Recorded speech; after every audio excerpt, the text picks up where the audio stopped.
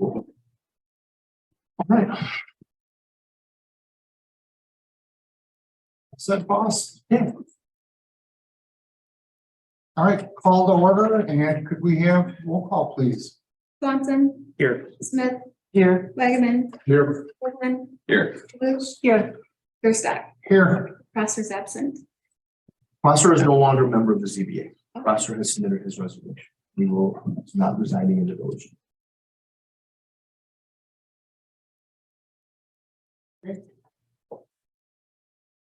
We need approval of the May 17th minutes. Give a motion to approve. I'll make a motion. I'll second. And roll call, please. Gerstack. Yes. Luce. Yes. Swanson. Yes. Oakland. Yes. Wagaman. Yes. Yes. And hey, thank you, clerk, for those. Those were a monumental task, those minutes. Oh, those are awesome. Yeah. Man. You did a good job. Nice.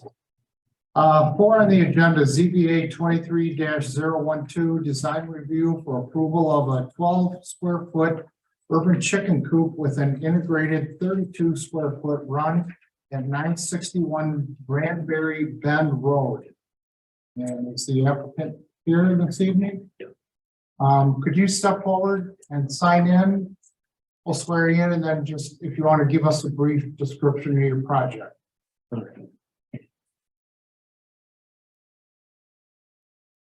Share.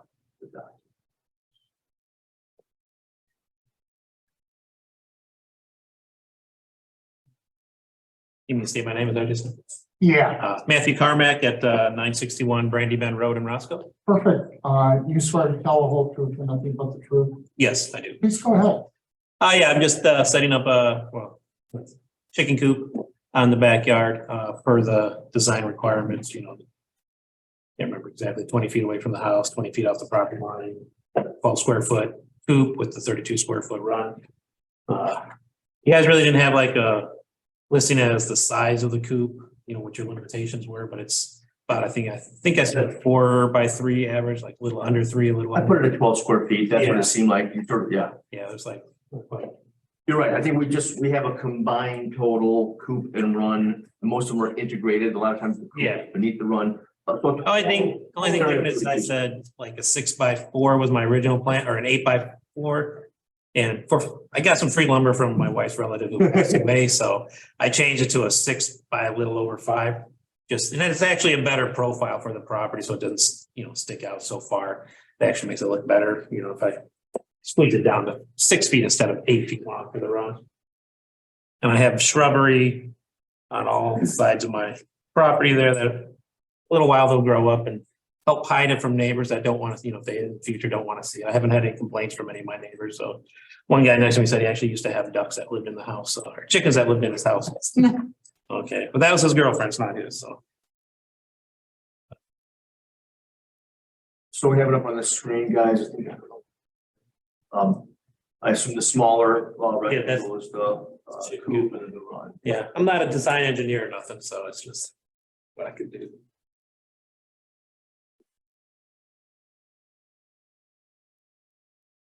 The pictures you submitted, it looks like you built this yourself. So you, Yeah, they said you had to have pictures of it, so I had to yeah. build it. It's the free lumber basically that I got. And the trampoline actually isn't there anymore. We got rid of the trampoline, so falling apart past its life expectancy. So So the run is connected to the coop, though. yes, it's all one piece. Like I said, I can't. I'm not a professional there, so.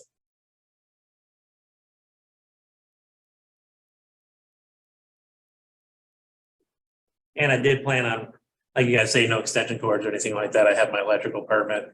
Plan on digging it, running an electrical outlet to it for heat, fans and stuff like that. The only thing I wanted to clarify with you, have you registered with the Department of Agriculture yet?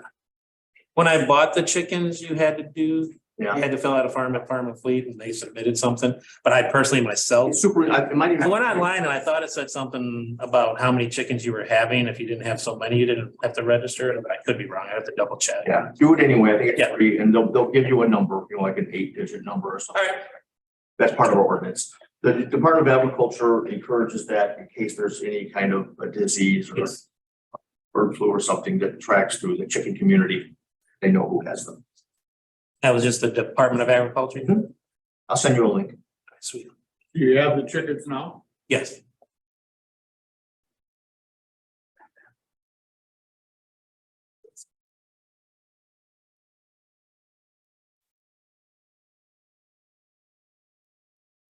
Any questions from the board? I'm good. Did you say is your yard fenced in? Yes, I have a 5-foot fence through around the entire property. Laura, anything? No questions. I second. And roll call, please. Could you hear? I'm not as fast as you. All right, Booth. Yes. Swanson, Yes. Hoagland, Yes. Durstock, No. Wagaman, Yes. Smith. Yes. All right, you're all set. Make sure you get that number to Scott. It's Yeah. part of the. Yeah, all right, thank you. I'll Thank email you you. a link tomorrow and then we'll get your. All right, thanks.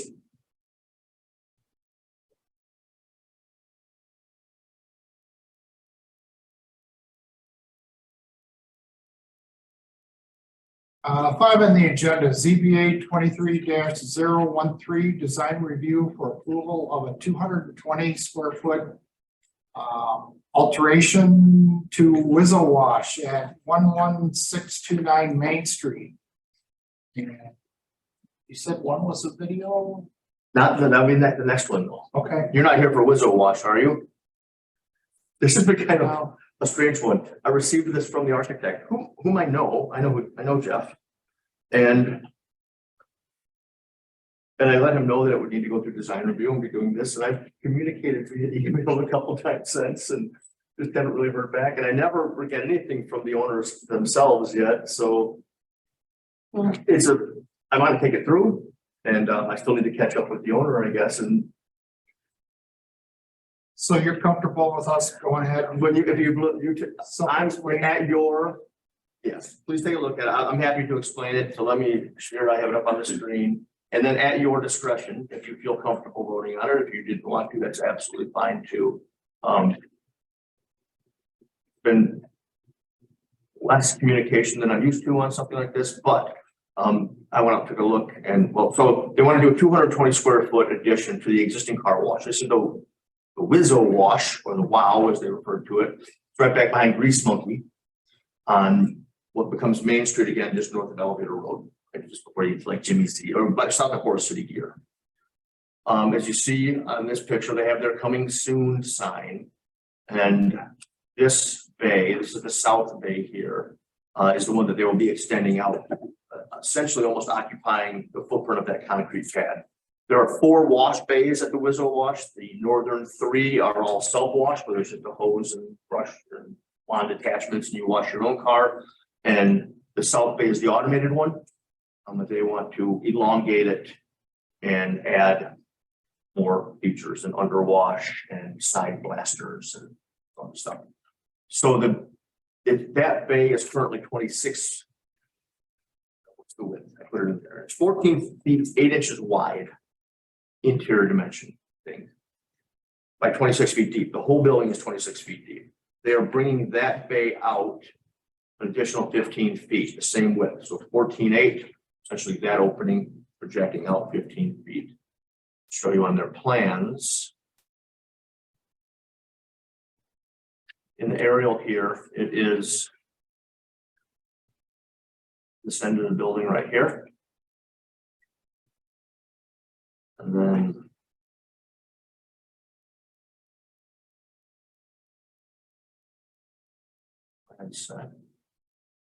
sort of see there, they have us not going to blow it up because I just showed you, but that's on the aerial where it's going to be coming off that south end. In plan view, this It's the addition.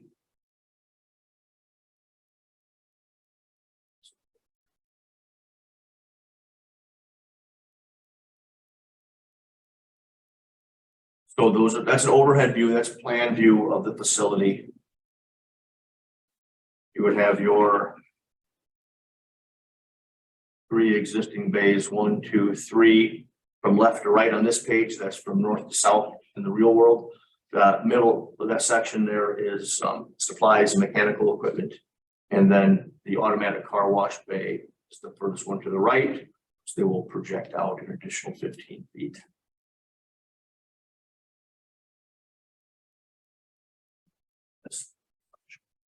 So it is impervious space through the addition of roof line, replacing impervious space from their paved surface from the driveway entrance.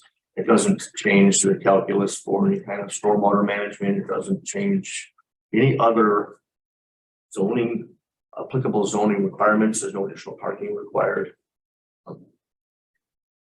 It's part of a lot of these parcels that are old and original, unique Roscoe, where we crammed a bunch of stuff in real tight together and are making do the best we can with it.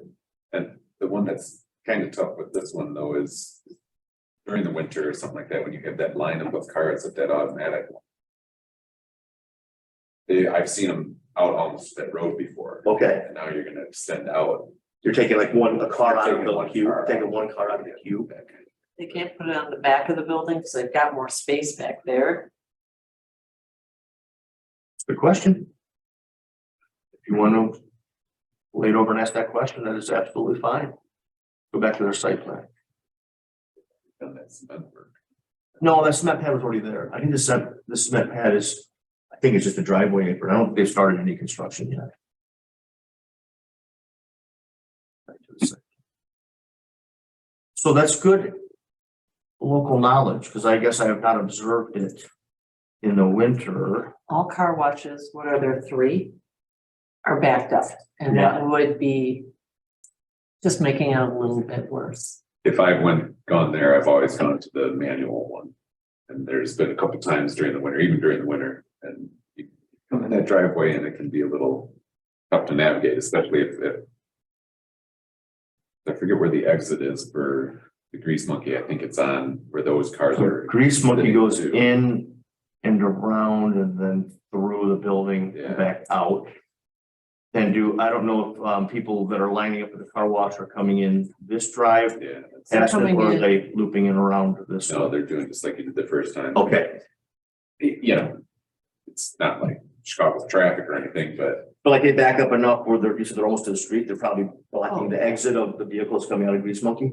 yeah, if they're coming out of Grease Monkey and you're trying to come in and go to the manual, it's gotten confusing a couple times, but you know, whatever, you get a couple minute wait maybe or something like that, but that would be my only concern about it. If it comes, you know, traffic starts coming out on that road now.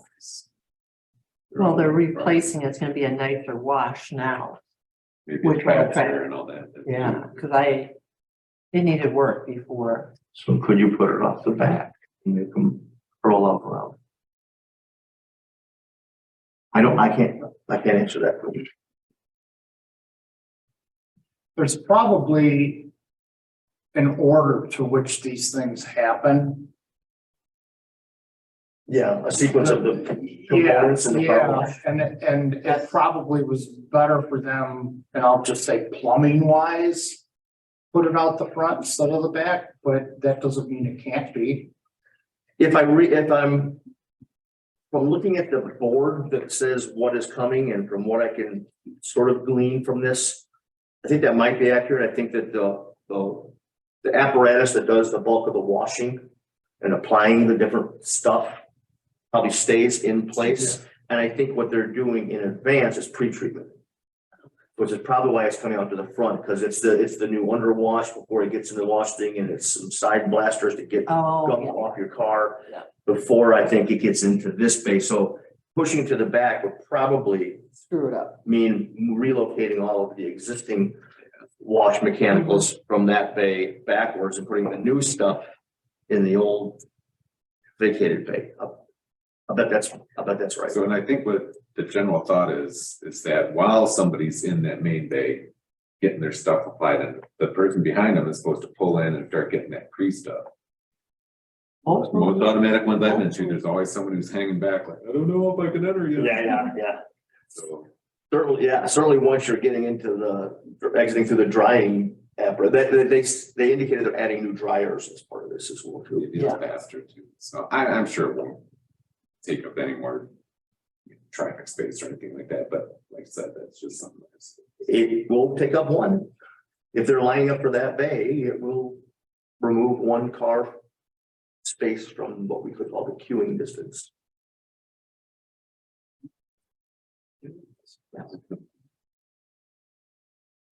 Ryan knows these terms. Ryan lives in the world of drive-through windows. Designing for them Drive-through one. and bank tellers. I don't know what, the photos is hard to tell. I haven't been by there in a while. It looks like there's some color variation in either face brick or is that existing CMU that's on the building?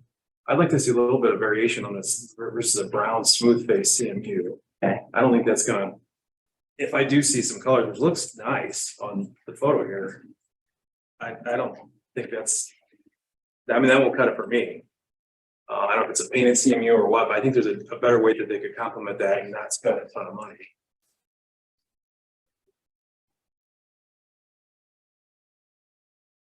Yeah, I mean, these look like individual brick units, right? That's what they look like, yeah. Yeah, for sure. I think it's gonna look like an add-on. That.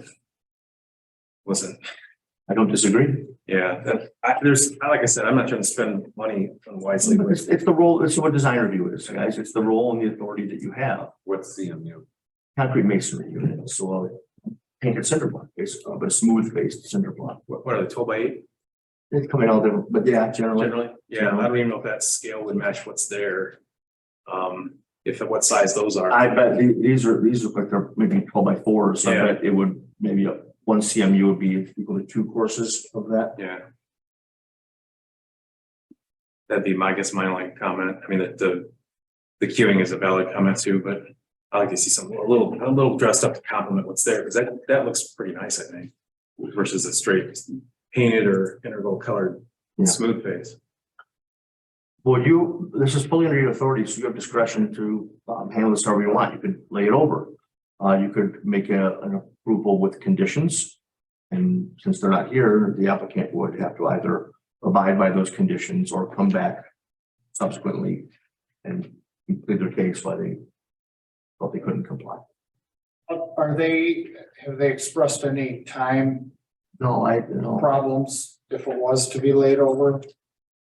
I haven't had much dialogue or really any.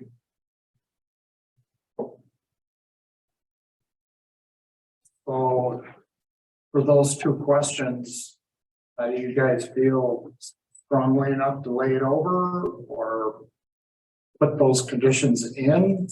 I think the location is set back where it's not viewed tremendously like in downtown Roscoe. I mean, people don't see this building that much once you drive back there. So I'm not really concerned about what they use as long as they keep the blue. If it's brown, I mean, it's their business. It should look nice to attract more cars coming in, I would think. If they're able to move it to the east, then I think it's more hidden with the trees. That I think you probably wouldn't see much at all. But here, if you're at Ranger or whatever, I think you'll see it. So these are the building elevations. They're not colored. Let's see if they're labeled. No, but it says match existing. That's it, that throws you, it's not brick, he's calling. Yeah, right. So I think, here's my assessment of this drawing. It looks like it will have the same blue roof line. Mhm. It looks like it's a little higher. If you look at this section elevation here, it jogs up a little bit. The existing building is to the right. It's just without a brick pattern or any kind of hatching in it. And the one with the brick pattern or the CMU pattern is the addition. I think it's the same roof, exposed vertical parapet of the roof. And it says match existing conditions, so I'm assuming it is the same color. But they are clearly saying smooth base CMUs are different than the individual brick masonry units that are on the existing building.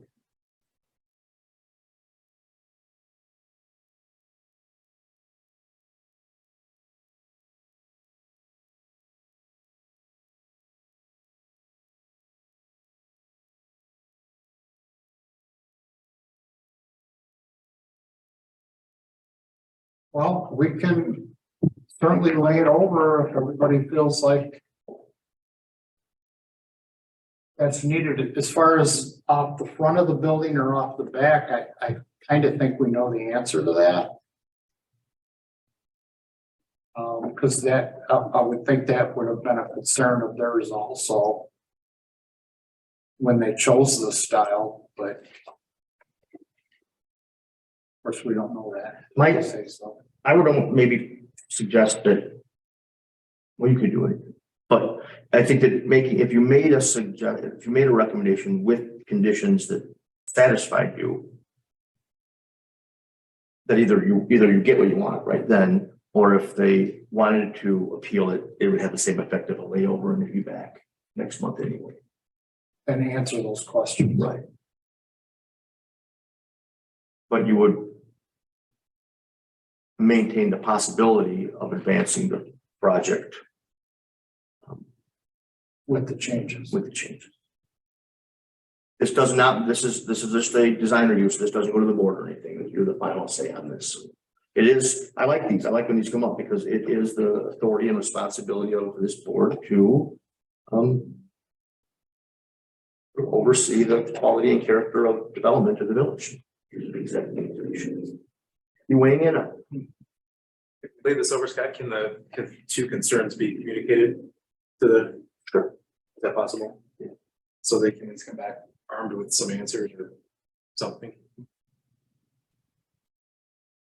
Yeah. This is another option. Yeah. I don't necessarily if we could word conditions appropriately, we could certainly try if that's what everyone wants to do. But. And in light of them not being here to answer these questions, maybe a layover would be appropriate. Pretty good with that? All right, we need a motion to lay over to, I make a motion, we lay it over. Second. you need to put the date on that. So let's get to the next meeting. We're good, okay. And roll call, please. Wagoman, Yeah. Hoagland, Yes. Swanton, Yes. Smith, Yes. Caluth, Yes. Dursta. The good thing for them is that layover is only 3 weeks. Since we're meeting a week later this time, it's only a 3-week gap. Oh, yeah, that's true too. Yeah. 6 on the agenda, ZBA 23-014, design review for approval of a 55 square foot exterior alteration to McDonald's at 5195 Elevator Road. And that is our video. And Hunter is present, I believe. Are you able to unmute or do I need to unmute you, Hunter? No, I think I'm good. I also have Joe Kirschner here. He's the architect on the project, so he'll be able to help explain everything as well. Hunter, did you want to weigh in on the Wizard of Oz car wash? Can you shed any light on that? Well, Joe lives closer to the area, so I'll leave that up to him. No, that's okay. Good evening, everybody. My name is Joe Kirchner with Lingle Design Group. We are the architects of the project. As you mentioned, we are doing a 55 square foot building addition on the drive-through side of the building to better enhance our drive-through customers and be able to prepare their meals and orders more quickly and efficiently. With this 55 square foot addition, it's basically rotating the drive-through equipment at the presenter booth to be parallel with the drive-through lane, which is the reason for the building addition to square up that whole drive-through side of the building. By doing this, this also allows us to provide a third forward present window is what they call it, to be able to allow our customers with large orders to pull forward and not feel so forgotten out there in the parking lot when we're waiting to prepare their meal. With that, we are proposing to basically just extend and match the existing finishes, replace and add the appropriate trellis bands and canopies over our drive-through windows. And all colors and finishes would match the existing as well. As far as the drive-through pad, we would extend the concrete drive-through pad out to their new window and replace the sidewalk at our new vestibule for ADA compliance. That pretty much basically sums it up. Any questions, feel free to ask. I'm here to answer any. Guys, I don't know if you can see the exhibits I'm sharing on screen right now as part of your meeting, but what's up on the screens here is the plan that's on the screen now are the existing conditions, and they're shown in these dashed lines here. So this is oriented with north to the right. So this is the northeast corner of the building with the existing entrance.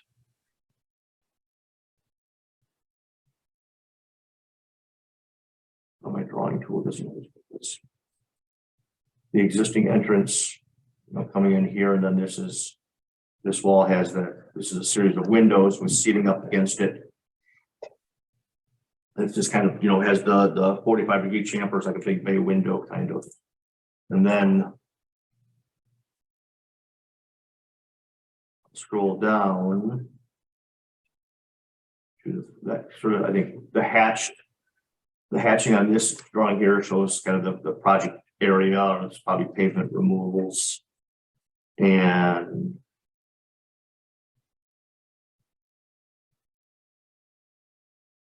this is that same corner of the building in its finished condition. So the door will be pushed.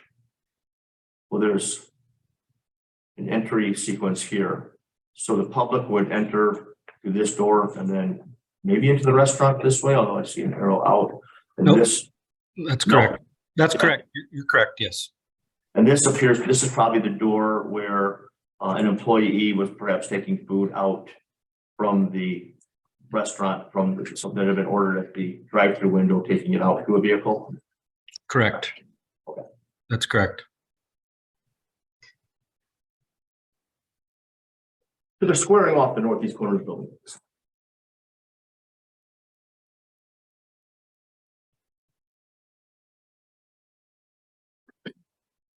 What's colored in these drawings is what's new.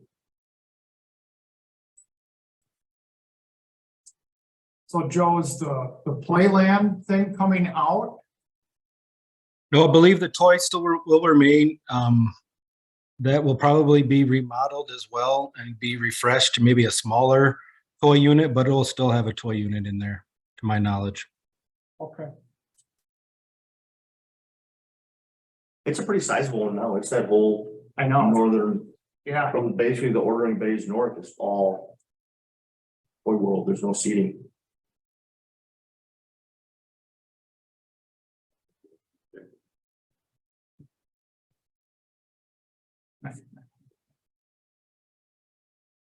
To show you how long it's been since I've been inside, I popped in today and I ordered something and I asked how the new ordering kiosks are working out, and she said they've been there since 2019. That's so new. I guess they're doing fine. I stood there one day for about 10 minutes and wondering where the order was, and I didn't push enter. Right. Yeah. Well, we'll get you what you want right away.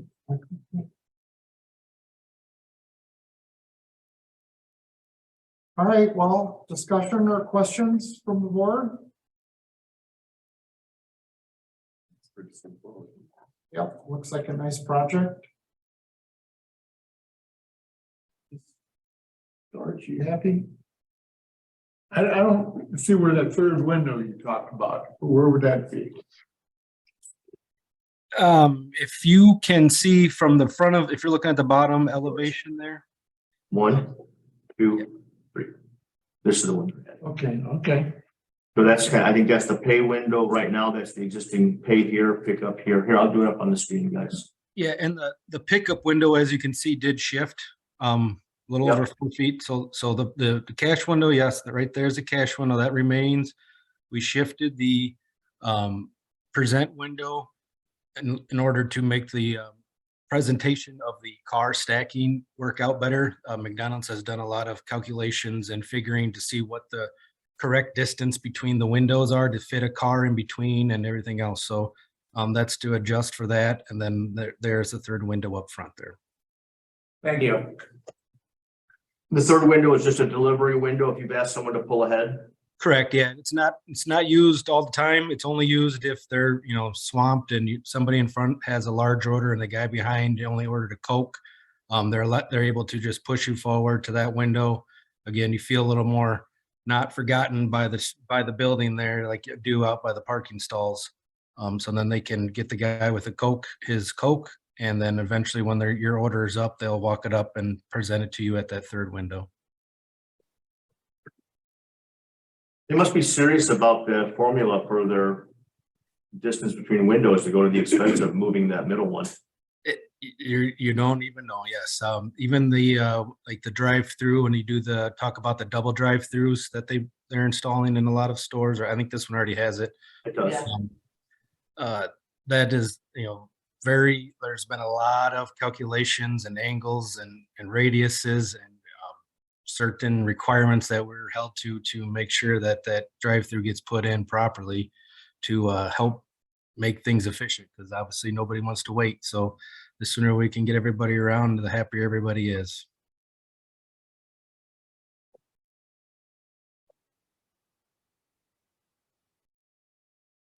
Hungry.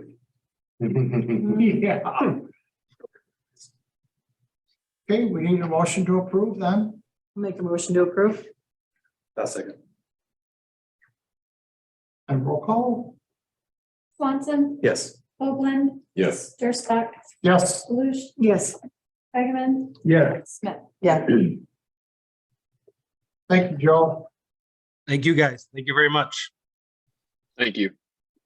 I will get based upon this, I can issue the zoning permit. We'll get that over to Winnebago County. We'll copy you. We can send you an invoice you can pay online, and that'll clear the way for your building permit review with the Winnebago County. Awesome. Thank you, Scott. Number 7 on the agenda, ZBA 23-015, design review for approval of a new 864 You know what, let's- square feet. You're not here for Greg, are you? For this one either? Okay. Can we go to the text amendment first and see if Mr. Powers might make the meeting at the end? Sure. We had a 6 o'clock meeting. Sure. It was only gonna last a half hour. He's gonna try to come here afterwards with. So. Here comes. Yeah, that's it. Let's do the text amendment anyway. Give him a minute to. Okay. Skip to number 8, ZBA 23-016. Public hearing for text amendment revising zoning ordinance section 15-555 governing the development of solar energy systems. Assume you are the presenter. That is me. That is the Village of Roscoe was presenting this. I'll tell you, but this is our zoning ordinances that govern everything we do. The development of the village, when we change those rules, when we modify something, that's a process called a text amendment. Just like when we changed our zoning map, we had a couple of those last time, that's called a map amendment. These terms are defined at a state level and governed, the process for their approval is governed by state statute. So this is a text amendment. It applies specifically to zoning ordinances. So when the thought behind that being whenever we're changing our rules as a village as to what you can or can't do, that we make that a public process. So this was advertised in the newspaper, notifying that we're entertaining this. It doesn't have some of the same legal objector requirements. It's not tied to a specific property. It's village wide. So I think to advertise it. This is all relates to how we will permit and regulate solar. We already had a section, so this is an amendment to section 15-555, which already regulated solar panels, but only as what we would call an accessory use, as an accessory to something else. So it is a home or a business putting solar panels either on their roof or as ground mounted. And we had some rules about how far from the property line they could be, how far they could project above a roof, things like that. we didn't have any rules that talked about or that governed solar as a primary use. I mean, it's a business that is just solar, a solar field, a solar farm as a business. We do this comes, as many ordinance changes do, in response to a potential development. There is a potential development for the village of Roscoe. I can talk about that a little bit afterwards. But the ordinance is sort of separate from that. The ordinance is something we just need to do because this won't be the only one. There are lots of incentives out there for the generation of clean energy and for businesses to participate in clean energy. So we're going to see more people wanting to engage this both as a business and then to kind of benefit from and purchase power from this. You have a copy of the ordinance. It defines and regulates solar systems, solar energy systems, SESs, that's the industry jargon for it, in two different categories: community scale and commercial or utility scale. Those terms are used interchangeably. Community scale is smaller. It is for a facility that can generate a maximum of 5 megawatts. And generally speaking, they are approximately, it's 5 to 7 acres per megawatt generation is kind of a back of the envelope math on that. I will tell you, like, for example, the one that's being proposed for Roscoe would generate 2 megawatts, and it will occupy about 15 acres. They could be bigger. Once you get above 5 megawatt generation, then by state licensure, you're becoming a commercial or utility scale. And they're different. Commercial and utility scales are usually done for a specific user or maybe a group of users. Maybe a hospital is building a big utility scale installation. Probably what All World did is probably be a utility scale installation. It's being plugged right into their building. It's going to them for their direct use. Community scale is always, by the way they're created and the way they are licensed, they are subscription based. So they generate power, they generate solar power. That's just put into the grid, which is just like a huge, I think the way I've heard it described is a big swimming pool of electrons, right? You're just dumping into that, and they go to someone somewhere. Someone that is utilizing or purchasing, subscribing to clean energy. It's one of many repositories of solar or wind energy into the grid.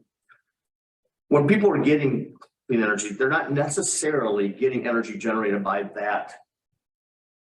the solar panel, unless it's a direct connection to their building. But on a subscription base, what you're essentially purchasing are solar energy credits, and that's applied to your bill, and your bill is reduced. So this would be, you members would have, they will do some community, specifically to the Roscoe one, they'll do some community engagement, but not specific to Roscoe, just community scale in general. They open them up to subscription memberships. My understanding is that as they are built now, there are already waiting lists sufficient to fill them.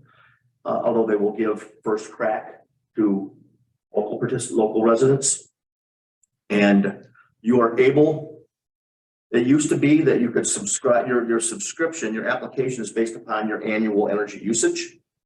So however many kilowatt hours you use, you can subscribe up to, it used to be limited to that. Now it's some ratio of that. It's 1.5 times that or something, 2 times that, maybe they said.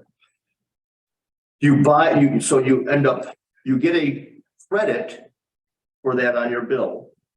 And then a couple months later, you make payment to via your subscription at a lower rate than what you would have paid. I don't know that I'm explaining that component of it exactly right, but it's the gist of it. You get a credit on your bill, and but it's not immediately realized, or you get the credit up front and you pay later, but you pay less than what the credit was. It's a net advantage. From what we understand, these programs generally result in savings to a customer of about 1 bill per year. Yeah. So we'll talk more about that development later. I can tell you that it is, I'll show you where that's proposed. Maybe.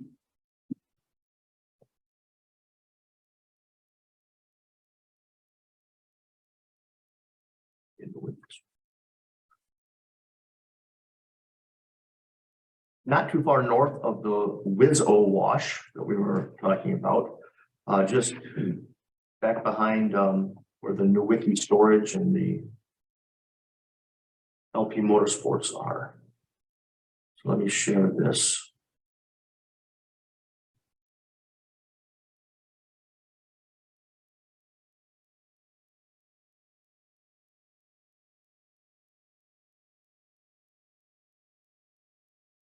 So if we're looking at, this is 251. This is Hananiga becoming elevator. Just orient you. Look at that.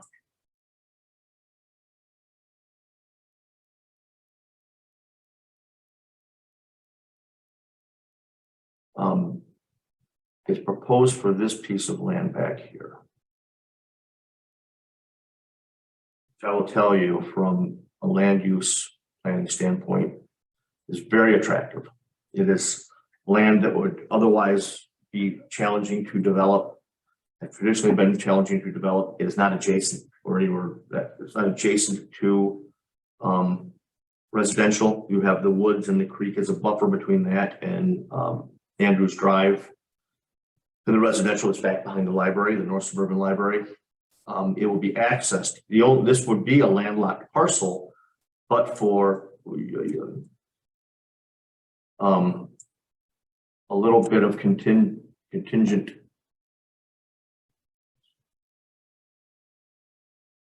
Does that run right up to McCurry Road? No, it does not. It stops at the south end of American Aluminum Extrusion. So Edith Lane will feed into it, and the Edith Lane right-of-way accesses this property. What we understand would be their approach is to develop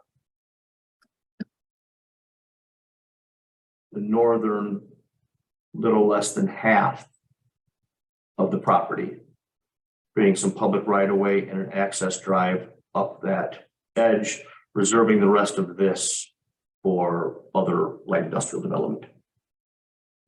It is zoned IG, general industrial right now. So this, the northern limits up here, Melissa, that is American Aluminum Extrusion up there. Along the right, that is the Stone Bridge bike path that is up on the Bankment Railroad line.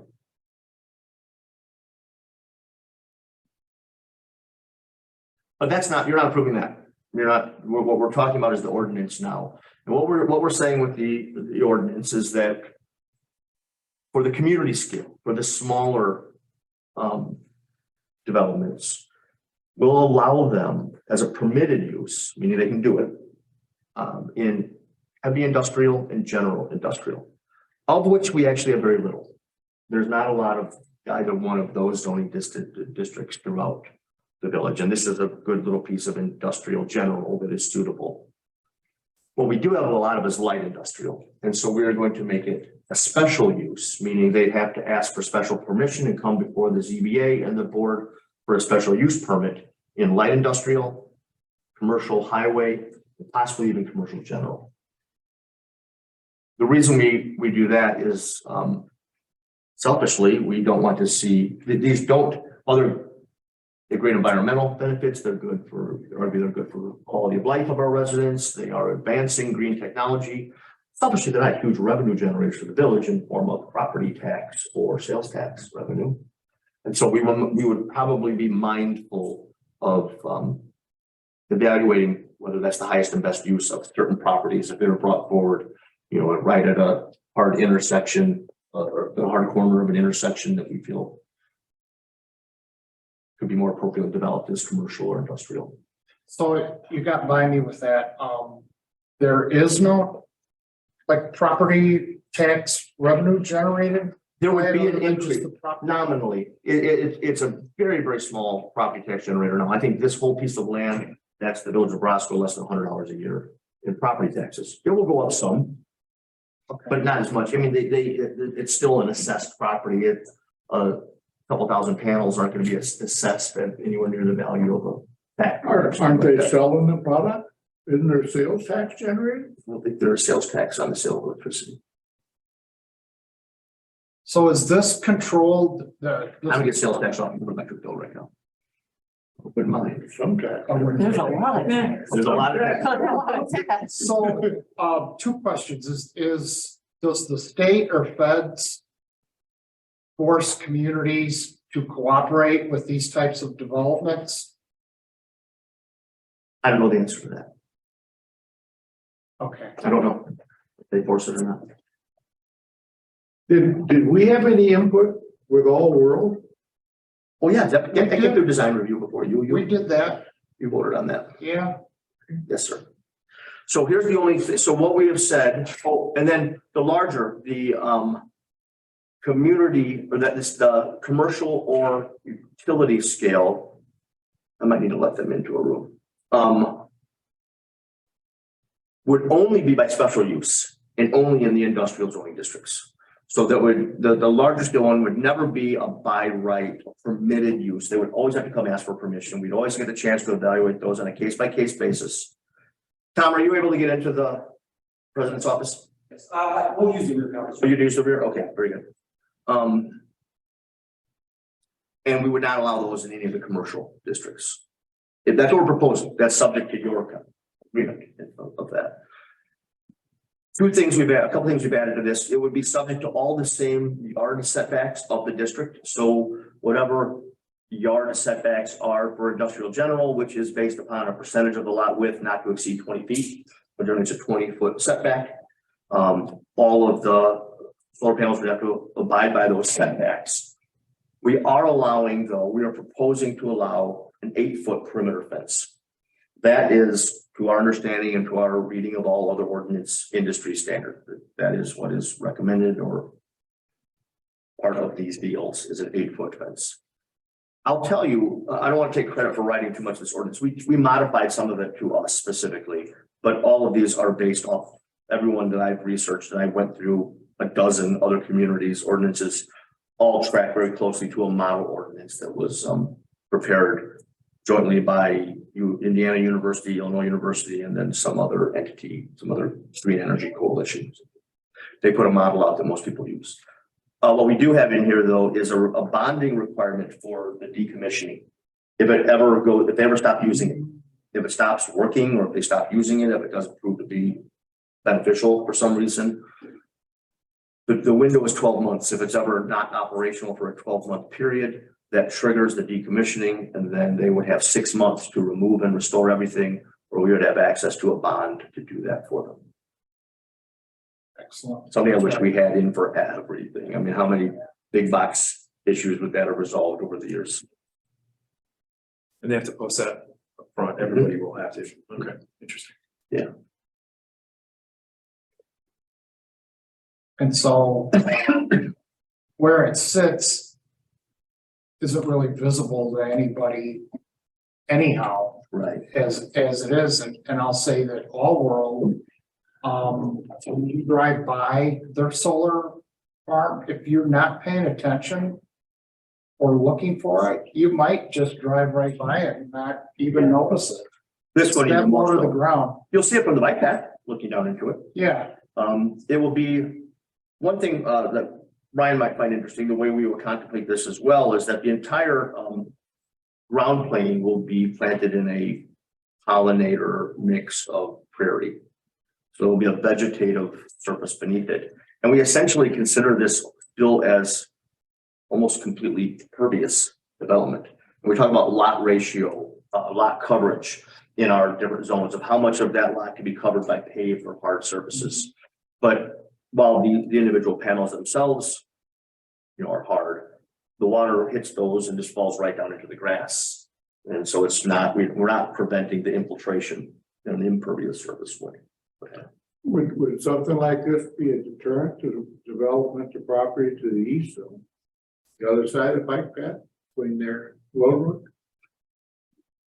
That would be, I guess, a subjective decision in the eye of the beholder. The bike path is a approved all physical barrier, so I don't think there would ever be any co-development of either side. I think I've had a couple talks, high level preliminary talks about the property east of the path.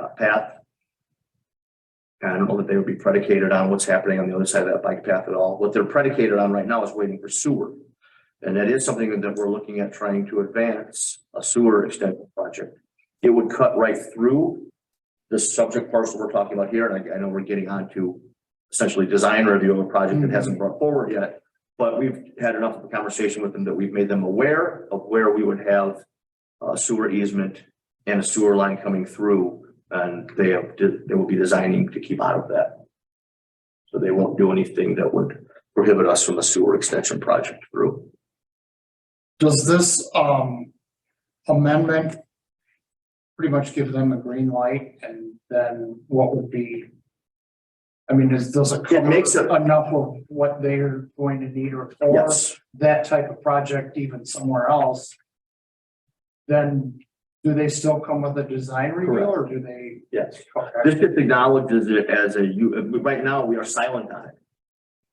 We couldn't even, without the ordinance even speaking to it or identifying it as use at all, we'd have a tough time reviewing or approving it. Or we need some rules in place to govern it. For example, having the provision in to fund the decommissioning and the takedown and cleanup. That's a good safety net. That is a great idea right there. So this adopting this ordinance establishes that we have rules that govern this, acknowledges it as a use, as a known permitted or special use, and lets them apply. Yeah. They have, my understanding is they're working on an application. Again, they have to be licensed to do this. They have to get a license to do this. They're successful in other communities. They're confident that the Trajectory Solar Partners is the name of the company. They're confident, but their application is due at the end of August.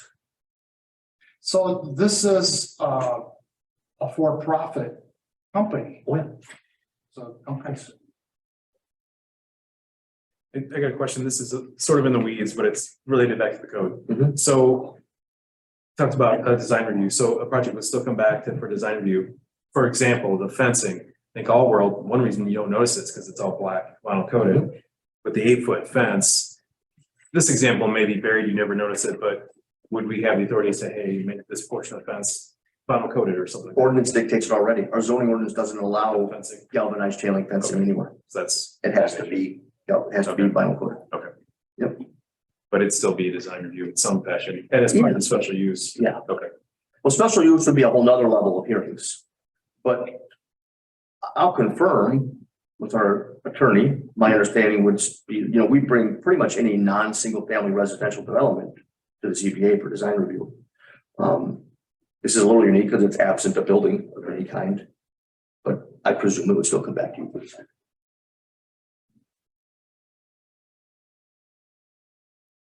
I can tell you right now what it'll look like. Bunch of black glass rectangles. Yeah, we narrowed that down. Yeah. And we don't want to make them put a bunch of trees around it. No, right. So this is adding verbiage to Our zoning ordinances, zoning, the ordinance already. adding a substantial amount of language to it, yes. I mean, I didn't read this whole word for word, but I did. Yeah. So you're. And it still has to go, Obviously- so this does go onto the board. So if anyone, I hope you'll recommend approval. The village hopes that you will move this on to the board for approval. We feel it's important. I think we'll be doing this very soon behind this for wind energy as well. We don't have a potential wind energy developer, but we should have rules out in place, get out in front of this and have rules in place to govern it should that come along. There should I think be it's forward. something about residential for windows. I imagine, yes. I had not even looked into model ordinances or anything yet, but of course, I think it's definitely would be, that's a whole nother monster. But this is, the village has to be proactive and get rules in place, so, but what I would, if you feel there is anything additional that should be included, we still have a couple weeks before it goes, it will go to the board on July 5th. So if you have any subsequent recommendations, I'll incorporate them before it gets to the board on the 5th. So these companies that do this, a bonding requirement, which a lot of my clients complain about, so they're used to this, it sounds like. Good, okay. All right, this is a public hearing, so does anybody want to step forward and ask questions or comments? No? Okay, we'll close the public hearing then. So Scott, you're confident with this, obviously. I imagine you drew it up and. Yep. It's the way, okay. So we need a motion to approve. I'll make a motion to approve. I'd second. We'll call Stephanie. Smith, Yes. Wagman, Following the staff's recommendation, yes. Hoagland, Yes. Swanson. Yes. Belushi. Yes. Verstop. Yes. Thank you, the village. Thank you, Scott, for your presentation. Okay, back to ZBA Greg, this is you now. 23015, design review for approval of a new 864 square foot maintenance building at the Campus Rose Apartments, 1196-2 Bainberry Drive Road. Before you start, Greg, I'll refresh the board that this is the duplex development north of Mary's Market off Bainberry that you approved in 2021. Brad, I think you were with us then already. This is what is built out there now. That's the site plan that you approved of 5 duplexes off Bainberry with the proposed garage location shown there in the corner. This went through a little roller coaster, not a roller coaster, but went through some fine tuning just in the last 24 hours because the original garage proposed was pretty large. It was 36 feet by 45 feet with a driveway that was 24 feet wide at the right of way, which is the maximum allowed by ordinance, but it flared out to the full width of the building at 34 feet, almost the full width of the building. It was a big chunk of asphalt in a pretty sizable building. And on paper, I don't know that it looked that objectionable on paper, seeing it scaled next to the buildings, but driving out there and looking at it, you got the sense that that would look like a gigantic building sitting out there. And so we've had conversations with Greg and his team, and they agreed to reduce the size from 36 by 45 down to 24 by 36. Yes. Yeah. So that brings the square footage down from what was advertised as 1,620 down to 864 square feet. And narrowing the driveway to 18 feet. Throwing the driveway and the door. 18 to 20. Yeah. Which staff feels much more comfortable with. It is consistent with the allowable size for an accessory structure for this zoning district. It doesn't require a variance. And my understanding is, I think I put it in the staff report, but I provided some pictures. It will essentially look like one of the garages from the duplex units just broken away on its own as a freestanding garage. So this It looks just like the one on the left. yeah, the picture on the left is one of the garages on one of the units out there. And the picture on the right is sort of an architectural rendering of the garage itself, but the exterior finishes will be identical to the picture on the left.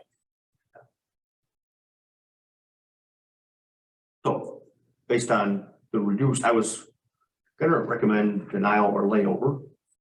And based on the reduced size and that it's the same architecture and exterior finishes that were approved for the Compass Rose complex already, staff is comfortable recommending approval at 864 square feet. Greg, what were you guys keep in there. We're just gonna probably have a plow truck in there and lawnmower and maintenance stuff. We have a sprinkler system throughout that whole facility, so. Really just tools, maintenance type shack. And it'll be the same size as the other garages that are out there right now, or? Just a little bit wider, just a little bit deeper than the current ones on the house. However, I wish the ones on the house were bigger.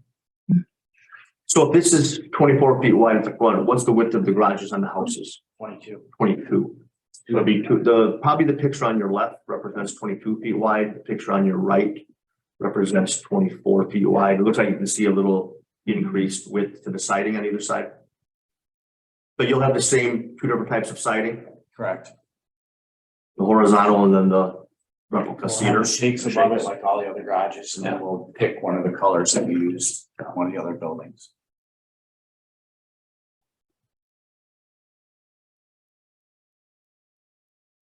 I'll go back to the site plan again. There'll be no heat, no electric, nothing to it, just strictly an outbuilding. Again, this would be the.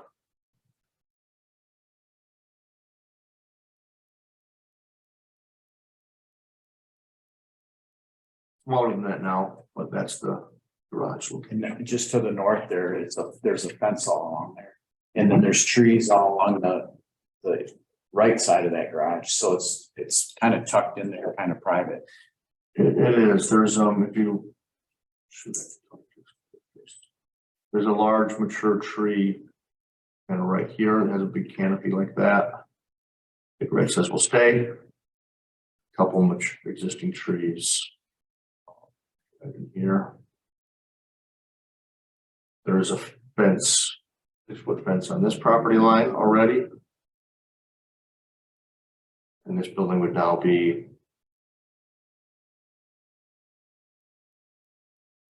More like that. I'm getting to like this drawing tool. It sure helps, you know. Visual.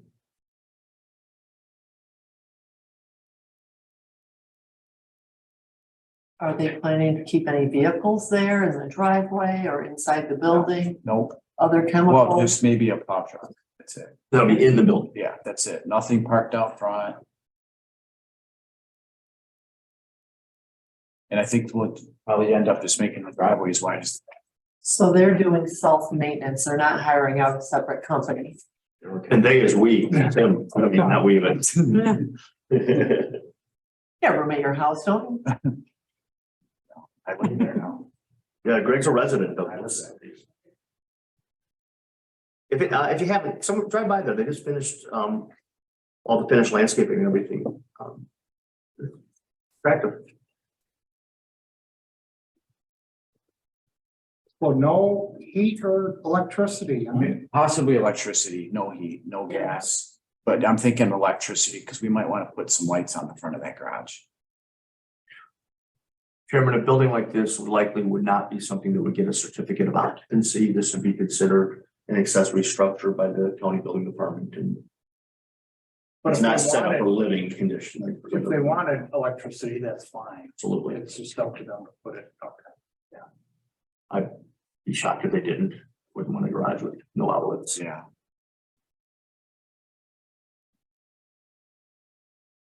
Any further questions for Greg from the board? Anybody? Okay, we need a motion to approve that. I'll make it. I'll second. All Stephanie? Luge? Yes. Durstack? Yes. Swanson? Yes. Hoagland? Yes. Wagaman? Yes. Smith? Yes. Greg, thank you for your flexibility and your willingness to work with us. Thanks, Greg. I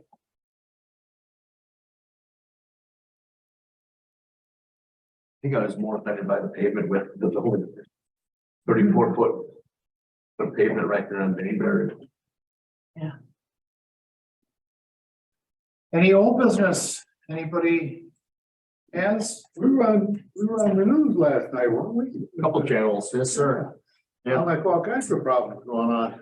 Well, talking points anyway. Couple things got picked up on from our agenda last night that were on the news.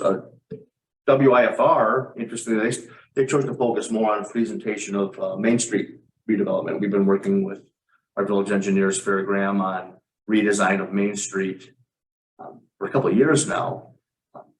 A complete redesign. So from McDonald Road all the way up to Elevator Road.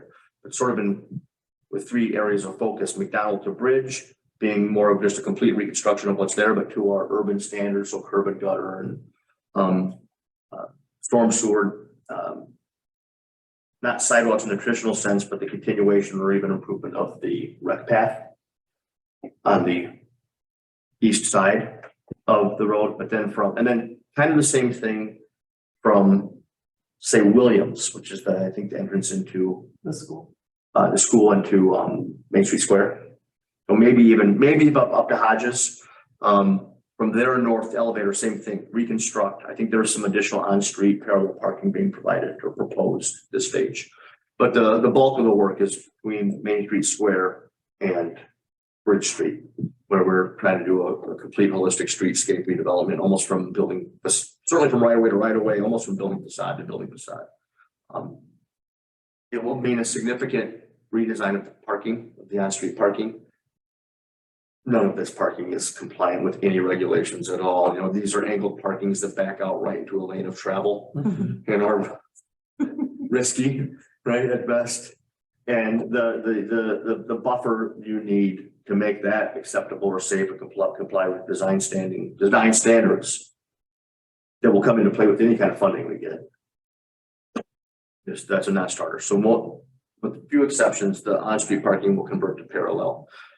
We will have a net loss of parking, especially in some critical areas. We add some, perhaps where it's not as critical. So it'll drive the village to start probably looking at opportunities to develop more off-street municipal or shared parking lots. We are working with ComEd on burying or relocating utilities.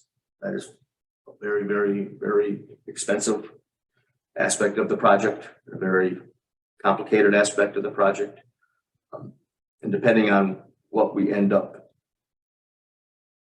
procuring for funding down the road has a big variable on the expense of the buried utilities. If it is federal funding, then ComEd has different obligations to relocate with less of a financial participate. Like it's more on them if it's a federally funded project. And there's different ratios on different funding mechanisms to how much ComEd might have to pay and how much we might have to absorb as part of the project. But it'll be expensive. So anyway, that was presented kind of not an unveiling of the full project, but an update given to the new board. We're still, I think, a ways away. We'll start to probably put the preliminary drawings online, but we'll hold some public engagement sessions with stakeholders along the way now that we have something meaningful to look at and react to. And WIFR did a story about that. Fat face in there a couple times. And then WREX came mostly to follow up the township's multi-purpose pavilion. And the condition placed by this board, by Mr. Wagaman, of no amplified sound has really become probably the saving grace in this whole thing. There has been and there still is some objection from the adjacent residential development, everything in Prairie Rose, everything in this loop road, you know, the development just adjacent to what we were looking at tonight with the Compass Road stuff. If you recall, we did an amendment to the special use or to the planned use development there last year that let them revise that middle section from multifamily buildings that were 6, 7, 8 units in a building to a series of duplexes. Remember that? That kind of goes up to the middle of that residential development, but it's really built out heavily along the western edge of it, which is adjacent to the Founders Park. So there were some concerns about volume, and I think at first, George, maybe the township didn't love that restriction of no amplified sound and was going to try to lobby to get it back. Well, they wanted to dump it on us. They did They indeed. wanted the village to be the one to say they could or couldn't. It's their part. That's right. Yeah, and they can handle enforcement of all kinds of things, right? For closing time and for traffic control as needed. Police will certainly, it's in the village, police will respond to incidents, of course, but police department isn't staffed at a level where we can be event out of control for them. So that it's come back to that many times, and now I think it's an element that the township is touting, that there will be no amplified sound, that this is a community, a gathering space where the noise will be nothing more than people talking. Have they approved the layout of that park yet? Well, by layout, I guess we'll specifically say the location of Of the pavilion, Pavilion. and not yet, no. It was last night. The township proposed moving it 25 or 30 feet farther into the center of it, only because that they actually went out and staked the corners of it, and it revealed that it would result in the removal of a lot of mature existing trees. And so they've moved it in to preserve more of those trees, which I think is a gesture appreciated by everybody. But last night, so they've been through our zoning board of appeals. They've been through committee of the whole. After committee of the whole requested that they hold another meeting with the residents of Prairie Rose at Prairie Rose. So they held that at their clubhouse facility to present it again and hear feedback. And I will tell you that feedback was split. There was residents there that had concerns about traffic and music, and there was residents there that said, "Oh, we welcome it. This would be lovely." That's fair to say that it was split. And then there was so they came to the board last night. So it had been at ZBA committee, this other neighborhood meeting, and then at the board last night. And some public came and spoke again, both in support and voicing some concerns, although the voices of concerns are getting fewer with the steps that the township is taking. But they only revealed the move of the additional 20 or 30 feet last night. And there were still some requests of the board to shore up responsibilities of who's responsible for what at the facility, who's responsible for making sure it shuts down at 10, who's responsible for assisting with traffic at a busy event or something. And so they got laid over at the board last night, and that will come back to the board on July 5th with an updated site plan and with the revised rental agreement that establishes a few more of these rules and regulations. And then there'll be a final, I think that will, one way or the other, that'll be the final vote on the special use permit. As you guys might understand, maybe even better than our board, what we're talking about them is that what they're approving through a special use permit is the use, not the existence of the building, right? They can build a picnic shelter. It's what can you use it for? And to be honest, I think the biggest trigger there was amplified music, was performance of music, and they had been at times in the past advertised as a band shell or an amphitheater, which certainly conveys that they were going to hold concerts. My understanding is that the model had always kind of been Anderson Gardens, music in the park, that level of activity. But they have backed away from that and said that it is not their intent, and they're willing to commit as conditions of this that is not their intent. There'll be no amplified sound, but they will rent it as it will be either utilized as open to the public at all times as a park, but then available for rent for picnics, family reunions, celebrations of life. Not unlike what you can do in Mississippi Park, you could rent. Their shelters are open to the public normally, but you can rent one and reserve it. So that's where it stands now. And WIFR did a story, or WREX did a story on that last night. Probably see them both online. But very well attended meetings. Packed house, standing room only both times. I will tell you both of the map amendments that came before you last time. One was for entrance to Hodges Run that was converting from commercial to two-family residential. That Greg was involved with that one too. He wasn't at that meeting, but the owner was. Maybe Greg was. I don't know. And then the other one was there at Williams Drive. That was the from CR to CG for the gentleman that wanted to do the used car lot and service station. Both got denied. So neither one of those map amendments moved forward. And that's been through committee and board both now. Well, nobody wanted The duplexes, Nope, they were, the residents showed up again for that. for that I think in force at ZBA.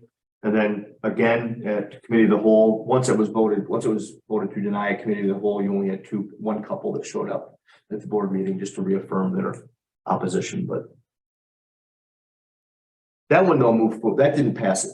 That one didn't pass it. ZBA. So that even moves forward without a recommendation for approval. The vote threshold is higher at the board, and it's a real tough sell. It's tough to overturn.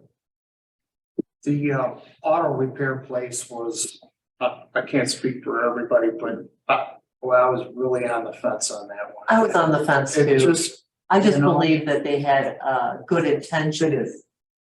yeah. So But it when was doesn't gonna look denied, great. I was like, well, Well, the applicant was absolutely wonderful, and we will work with them to see if we can't find another location. They have a location in the village now up on, is it Metric Drive, up by the Oh, Historic Auto Attractions Museum. yeah, yeah. that that's what seems I like a said. Yeah. perfect place. Why do they hate? Well, but I like, it was an earnest application to bring in here. He thought his customers would be better served during the wait period of dropping their car for an oil change or a brake job or something if they had more retail and food opportunities around rather than sitting in the waiting room up in industrial Metric Drive, and thought that it might be compatible with Main Street Square, that someone could drop their car off and go get some food or go to the chiropractor or go to a dry cleaner, do whatever while the Yeah. car was waiting. I think that's legitimate. I think they wanted to sell cars there too. Oh, yeah. The exposure Yeah. of Main Street. Yep, for sure. Yeah. I mean, they could have walked over to the wiffle tree Yeah. and then had a ride home. Maybe loosen their buying inhibitions and come back and buy a car. Yeah. But that car. That's all I have. Next. So you made a brief announcement about Michael Prosser resigning, and so the next procedure to find a replacement. We have, that's probably who you are, I guess, you know, since, we do have a gentleman, who had, I was trying to figure out who you were this whole time. Okay. Dane Mead. Dane Mead has submitted, a resume and letter of interest. And so I invited him, we spoke on the phone. I left the voicemail off. And I invited him to come and attend the meeting to see what it was all about. So at some point, Dane, I'd like you and Chairman Durstock and I to meet and talk and just talk about the roles and responsibilities and. As long as we're all here, do you have any questions you'd like to? No, I'm just kind of taking it all in and just learning from all you experienced people that. I look forward, there's a lot to tell you. There's a lot, once you've done it for a while, they just absorb it all and make it look easy, but there's a lot to know and there's a lot. I do like the back and forth conversation, you know, that you guys have and seem to have very good relationships, and that's good. It's a good board. Strong board. A very quiet meeting for the most part. Sometimes. Yeah, I was here last night. That's why I didn't introduce myself to Scott last night, because he was a little busy. He was being, he had the nice suit on for the television camera, so. I'm kidding. It was amazing. You can wear a t-shirt and jeans, like a black t-shirt and jeans, and you throw a sport coat on and everyone thinks you're in a suit. It's like, that's all it takes, and you look fancy all of a sudden. 2023. Right? Okay, thank you for coming. All right, we need a motion to adjourn. I'll make a motion. A second. Roll call, Stephanie, if you can. Lewis. Yes. Swanson. Yes. Wagman. Yeah. Durstock. Yes. Woodland. Yes. Yes. Thank you all. Thank you. It's